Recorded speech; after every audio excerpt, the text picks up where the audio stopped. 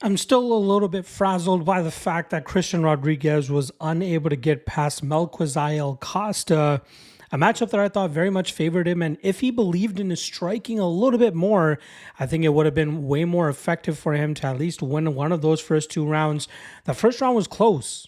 But regardless, I thought he was a little bit too dead set on trying to get the fight to the ground. And by the time he did, it was a little bit too late. So we have to rip up our Locky two-step ticket there. Rosas Jr. did the damn thing. Lupita Godinez did the damn thing. But unfortunately, it was Christian Rodriguez who ends up biting us in the ass and taking an L on the Locky two-step. Obviously, I got another one for you guys this weekend for UFC Vegas 104. And this is one... just as I tell you guys every single time, if you're looking to lock these in on a weekly basis, the best way to do it is through the MMA Lock of the Night Patreon page, because I drop it on Mondays of fight week, where you're usually able to lock in better odds than you're getting when I drop it on Thursdays of fight week for the public on the YouTube page.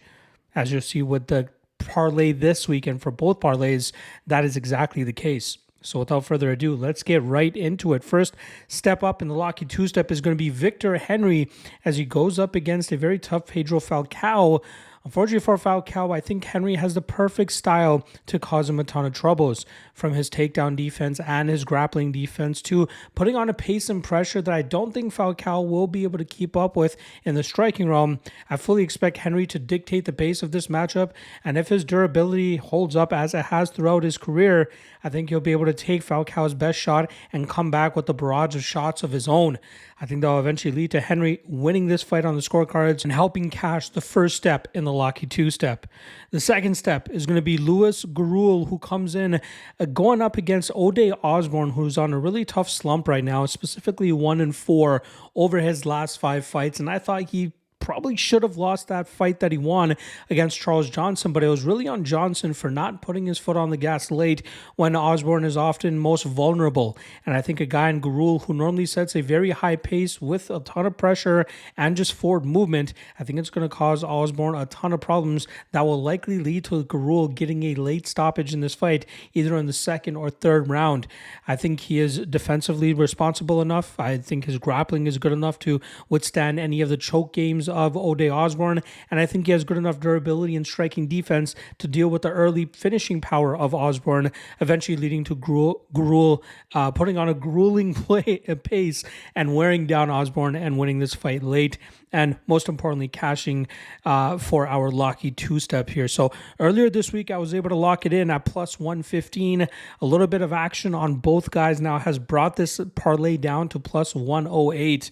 But where you'll see a lot of the changes in numbers is going to be in the Locky Trinity here, as I chose to bank on Diani Barbosa when she was minus 600 as the third step in our Locky Trinity, as I really expect her to have no problems here with Diana Belbita.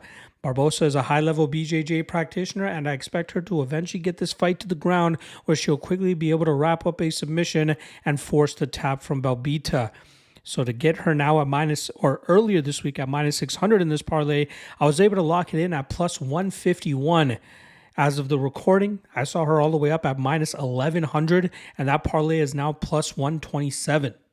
So there you guys go. Another reason to hop on the Lock of the Night Patreon page, not just for these free parlays, but also because of all the other great content that I drop throughout the week for the UFC, for the PFL, which just started up their season as well. GFL starts up in May. Contender Series later on this year. OKTAGON, KSW, Cage Warriors, LFA. All of that is covered on the MMA LOTN Patreon page. Check the link in the description below for that. All right. I'll be back tomorrow for the UFC Vegas 105 prop drop. See you then. Peace.